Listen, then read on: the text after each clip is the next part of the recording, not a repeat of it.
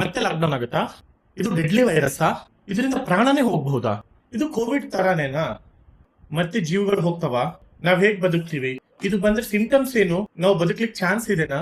ಇದೇ ತರಾನೇ 108 ಕ್ವಶನ್ಸ್ ಗಳು ನಿಮ್ಗೆ ಇರಬಹುದು. ಸೊ ನಾನ್ ಮಾತಾಡ್ತಾ ಇರೋದು ಇವತ್ತು ತುಂಬಾ ಡೆಡ್ಲಿಯೆಸ್ಟ್ ವೈರಸ್ ಎಬೋಲಾ ಬಗ್ಗೆ. ನಮಸ್ಕಾರ ವೀಕ್ಷಕರೇ, ನಾನು ನಿಮ್ಮ ನಾಗರಾಜ್ ಪಟ್ಕೆ. ಇವತ್ತಿನ ವಿಡಿಯೋ ಬಂದ್ಬಿಟ್ಟು ತುಂಬಾ ವಿಚಿತ್ರವಾಗಿರುವಂತಹ, ಕ್ರೂರಿಯಾಗಿರುವಂತಹ ಒಂದು ವೈರಸ್ ಬಗ್ಗೆ ನಾನು ಮಾತಾಡ್ತಾ ಇದ್ದೀನಿ. ಈ ವೈರಸ್ ಆಲ್ರೆಡಿ ಆಫ್ರಿಕಾದಲ್ಲಿ ತುಂಬಾನೇ ಸ್ಪ್ರೆಡ್ ಆಗಿ ತುಂಬಾನೇ ತೊಂದರೆಯನ್ನ ಮಾಡಾಗಿದೆ ಆಲ್ರೆಡಿ. ಸೊ ಇದು ಇಂಡಿಯಾಗೆ ಬಂದಿದೆನಾ, ಏನು ಈ ವೈರಸ್ ಹೇಗೆ ನಾವು ಪಾರಾಗಬೇಕು, ಈ ವೈರಸ್ ಅಂದ್ರೆ ಏನು, ಎಲ್ಲರ ಬಗ್ಗೆ ನಾನು ನಿಮಗೆ ಡೀಟೇಲ್ಸ್ ನ ಹೇಳ್ತಾ ಹೋಗ್ತೇನೆ. ಈ ವೈರಸ್ ಹೆಸರು ಬಂದ್ಬಿಟ್ಟು ಎಬೋಲಾ ಅಂತ.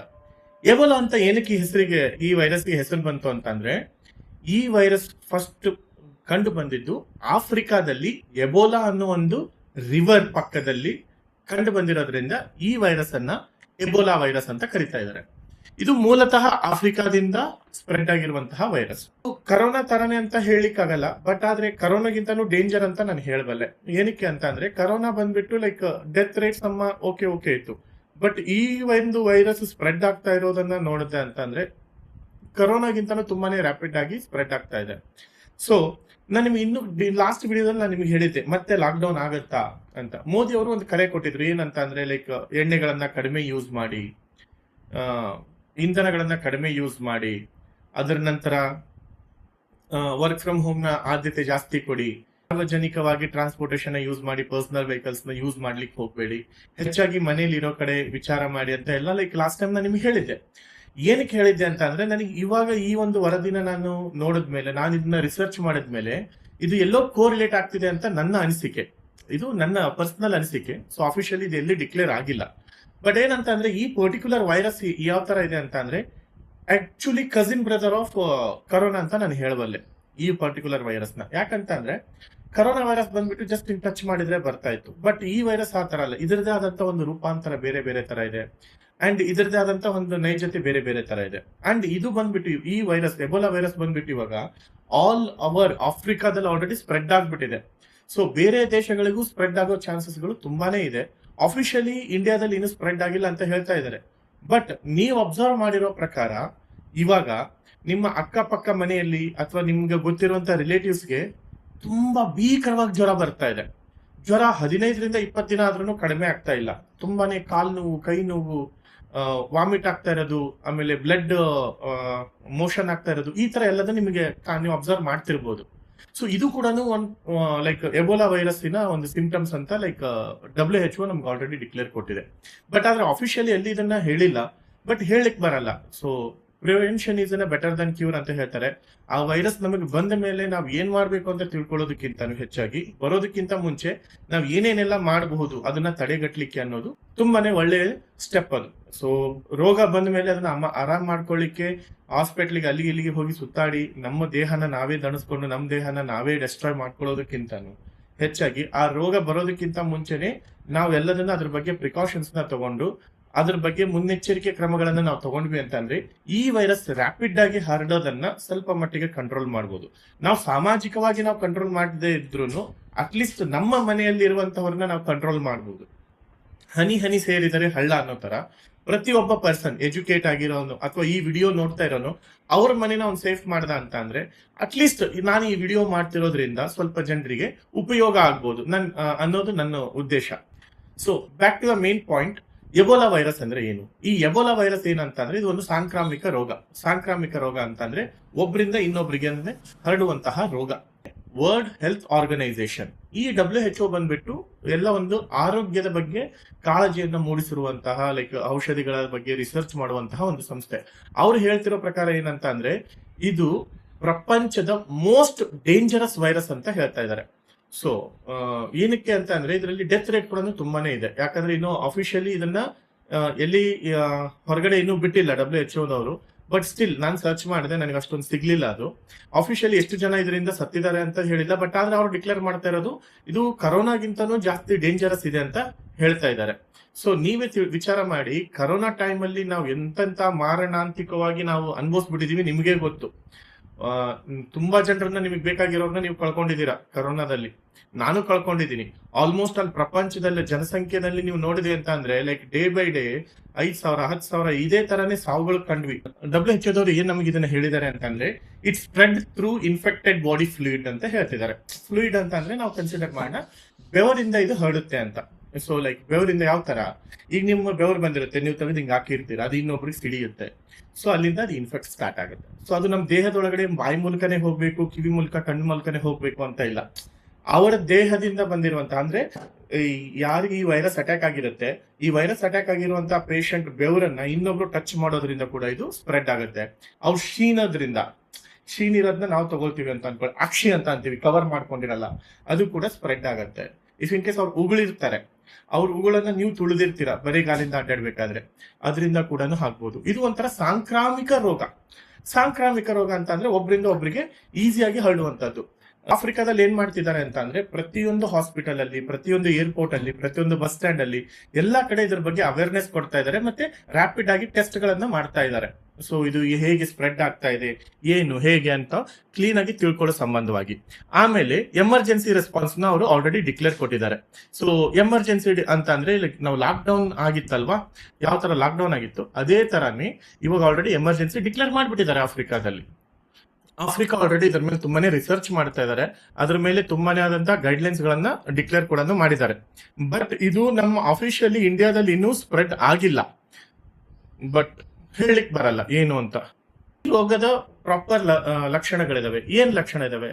ತುಂಬಾನೇ ಜ್ವರ ಬರುತ್ತೆ, ಹೈ ಫೀವರ್, ಮತ್ತೆ ಫೀವರ್ ಜೊತೆಗೆ ಏನಂತಂದ್ರೆ ತುಂಬಾ ವೀಕ್ನೆಸ್, ಸಿಕ್ಕಾಪಟ್ಟೆ ಸುಸ್ತಾಗುತ್ತೆ. ಇದು ಯಾವ ತರ ಅಂತ ನಾನು ನಿಮ್ಗೆ ಹೇಳ್ಬೋದು ಅಂತಂದ್ರೆ, ಈ ಕೋವಿಡ್ ಟೈಮ್ ಅಲ್ಲಿ ನಿಮಗೆ ಜ್ವರ ಬಂದಿತ್ತು, ಚಿಕನ್ ಗುನ್ಯಾ ಟೈಮ್ ಅಲ್ಲಿ ಕೈಕಾಲೆಲ್ಲ ನೋವು ಬರ್ತಾ ಇತ್ತು.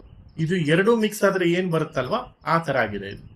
ಎರಡನೇದ್ ಬಂದ್ಬಿಟ್ಟು ವಾಕರಿಕೆ ಮಾಡ್ಕೊಳ್ಳೋದು ಮತ್ತೆ ವಾಮಿಟ್ ಮಾಡ್ಕೊಳ್ಳೋದು. ವಾಕರಿಕೆ ಅಂತ ಹಿಂಗ್ ಮಾಡ್ಕೋತೀವಲ್ವಾ, ಈ ತರ. ಆಮೇಲೆ ವಾಮಿಟಿಂಗ್, ನಮ್ಗೆ ಏನ್ ನೋಡಿದ್ರು ವಾಕರಿಕೆ ಆಗೋದು, ಅಮ್ಮ ವಾಮಿಟ್ ಬಂದಂಗ ಆಗತ್ತೆ, ನಂಗೆ ತಿನ್ನಕ್ ಆಗಲ್ಲ ಅಂತ ಹೀಗ್ ಮಾಡ್ತೀವಲ್ವಾ, ಆ ತರ. ಮತ್ತೆ ವಾಮಿಟ್ ಮಾಡ್ಕೊಳ್ಳೋದು.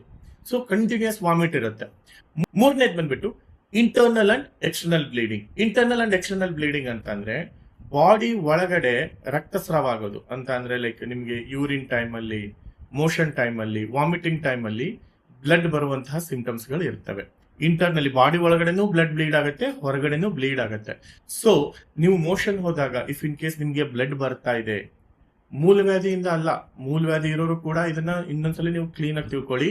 ಇದರಲ್ಲಿ ಕನ್ಫ್ಯೂಸ್ ಆಗ್ತಿರ್ತೀರ, ನನಗೆ ಮೂಲವ್ಯಾಧಿ ಇದೆ ಅದಕ್ಕೋಸ್ಕರ ಬ್ಲಡ್ ಬರ್ತಿದೆ ಅಂತಂದು ಮೂರ್ಖತನಕ್ಕೆ ಹೋಗ್ಲಿಕ್ಕೆ ಹೋಗ್ಬೇಡಿ. If in case if you found any blood in your motion, ನಿಮ್ಮ ಮಲದಲ್ಲಿ ಅಥವಾ ನಿಮ್ಮ ಟಾಯ್ಲೆಟ್ ಅಲ್ಲಿ ಯಾವುದೇ ರೀತಿಯಾದಂತಹ ಬ್ಲಡ್ ಕಾಣಿಸ್ತು ಅಂತಂದ್ರೆ ವಿತೌಟ್ ಹೆಸಿಟೇಟ್, ಯಾವುದೇ ರೀತಿ ಹೆಸಿಟೇಟ್ ಆಗದೇನೆ ಫಸ್ಟ್ ನೀವು ಹಾಸ್ಪಿಟಲ್ಗೆ ಹೋಗ್ಬಿಟ್ಟು ಟೆಸ್ಟ್ ಮಾಡಿಸ್ಕೊಳ್ಳಿ.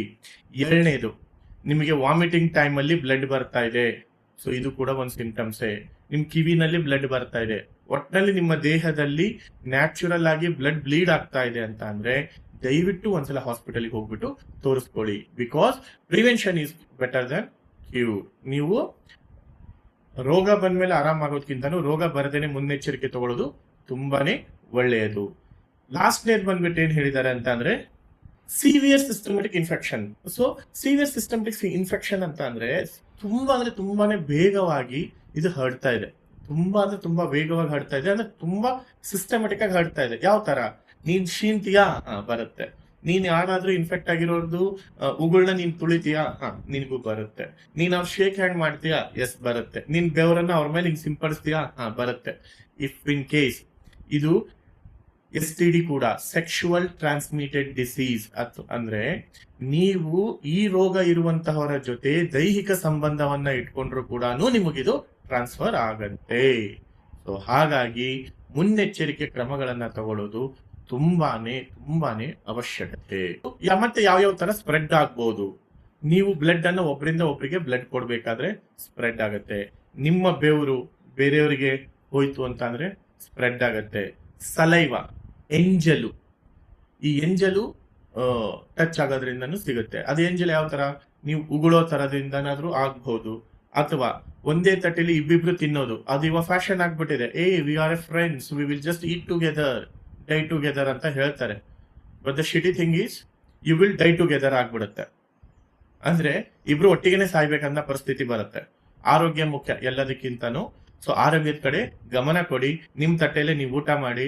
ಬೇರೆಯವ್ರ ತಟ್ಟೆಯಲ್ಲಿ ನಾನು ತುಂಬಾ ಸೋಷಿಯಲ್ ಇದೀನಿ ಅಂತ ತಿನ್ನುವಂತಹ ಕಾರ್ಯವನ್ನ ಮಾಡ್ಲಿಕ್ಕೆ ಹೋಗ್ಬೇಡಿ. ಮಬ್ಬತನ ಮಾಡ್ಲಿಕ್ಕೆ ಹೋಗ್ಬೇಡಿ. ಎಕ್ಸ್ಪೆಷಲಿ ಈ ತರ ಮಾಡೋದು ಎಜುಕೇಟೆಡ್ ಫೂಲ್ಸ್. ನಾವು ಸೋಷಿಯಲ್ ಇದೀನಿ, ನನಗೆ ಯಾವುದೇ ರೀತಿಯಾದಂತಹ ಲೈಕ್ ಹೆಸಿಟೇಷನ್ ಇಲ್ಲ ಒಂದೇ ತಟ್ಟೆಲಿ ಊಟ ಮಾಡ್ಲಿಕ್ಕೆ ಅಂತಂದು ಮಾಡ್ತಿರಲ್ಲ, ಆ ತರ ಶೋಕಿನ ಸದ್ಯದ ಮಟ್ಟಿಗೆ ಮಾಡ್ಲಿಕ್ಕೆ ಹೋಗ್ಬೇಡಿ. ಯಾಕಂತಂದ್ರೆ ಅದನ್ನ ಮಾಡ್ಲಿಕ್ಕೆ ಹೋದ್ರೆ ನೀವು ನಿಮ್ಮ ಹಣೆ ಬರದಲ್ಲಿ ನಿಮ್ಮ ಆಯಸ್ಸನ್ನ ನೀವೇ ಕಡಿಮೆ ಮಾಡ್ಕೊಂಡಂಗ ಆಗತ್ತೆ. ನೆಕ್ಸ್ಟ್ ಆಬ್ಜೆಕ್ಟ್ಸ್ ಅಂತ ಅಂದ್ರೆ ಇವಾಗ ನಾನೊಬ್ಬ ಇನ್ಫೆಕ್ಟೆಡ್ ಪರ್ಸನ್ ಅಂತಾನೆ ಅನ್ಕೊಳ್ಳಿ. ನಾನ್ ಬೆವರು ತೆಗೆದು ಹಿಂಗ್ ಹಾಕಿರ್ತೀನಿ, ಎಲ್ಲೋ ಒಂದ್ ಕಡೆ ಹಿಂಗ್ ಬೆವರು ತೆಗಿತೀನಿ, ಅಲ್ಲಿ ಬೆವರು ಬಿದ್ದಿರುತ್ತೆ, ಯಾವ್ದೋ ಒಂದು ಐಟಮ್ ಮೇಲೆ ಬಿದ್ದಿರುತ್ತೆ ಅನ್ಕೊಳ್ಳಿ. ಅಥವಾ ನನ್ನ ಕೈಯಿಂದ ತೆಗ್ದಿರೋದನ್ನ ಬಸ್ ಅಲ್ಲಿ ಅಥವಾ ಎಲ್ಲೋ ಟ್ರಾವೆಲ್ ಮಾಡ್ಬೇಕಾದ್ರೆ ಹಿಡ್ಕೊಂಡಿರ್ತೀನಿ ಅನ್ಕೊಳ್ಳಿ. ಅದನ್ನ ಇನ್ನೊಬ್ಬ ಪರ್ಸನ್ ಬಂದು ಮುಟ್ತಾನೆ, ಅವಾಗ ಕೂಡ ಈ ವೈರಸ್ ಬಂದ್ಬಿಟ್ಟು ಸ್ಪ್ರೆಡ್ ಆಗುತ್ತೆ. ಸೊ ಹಾಗಾಗಿ ಓವರ್ ಆಲ್ ನೀವೇನಂತ ಅಂದ್ರೆ ಇದು ಕರೋನಾದ ತಮ್ಮನೇ ಅಥವಾ ಅಣ್ಣನೇ ಅಥವಾ ಕರೋನಾದ ಸಂಬಂಧಿಕ. ಸೊ ಮೆಂಟಲಿ ಪ್ರಿಪೇರ್ ಆಗ್ಬಿಡಿ, ಕರೋನಾನೇ ಬಂದಿದೆ ಅನ್ನೋ ತರಾನೇ. ಸೊ ಇದಕ್ಕೆ ಎಷ್ಟು ಪ್ರಿಕಾಷನ್ಸ್ ನೀವು ತಗೋಬೇಕು ಅಷ್ಟು ನೀವು ತಗೊಳ್ಳೇಬೇಕು. ಈ ವೀಕ್ಷಕರೇ, ಈ ಪರ್ಟಿಕ್ಯುಲರ್ ವೈರಸ್ ಬಂದ್ಬಿಟ್ಟು ಭಾರತದಲ್ಲಿ ಆಲ್ರೆಡಿ ಸ್ಪ್ರೆಡ್ ಆಗಿದೆನಾ? ಸೊ WHO ಪ್ರಕಾರ ಅಥವಾ ನಮ್ಮ ಇಂಡಿಯನ್ ಹೆಲ್ತ್ ಕೌನ್ಸಿಲ್ ಪ್ರಕಾರ ಯಾವುದೇ ರೀತಿಯಾದಂತಹ ಅಂಕಿಅಂಶಗಳನ್ನ ಬಿಡುಗಡೆ ಮಾಡಿಲ್ಲ.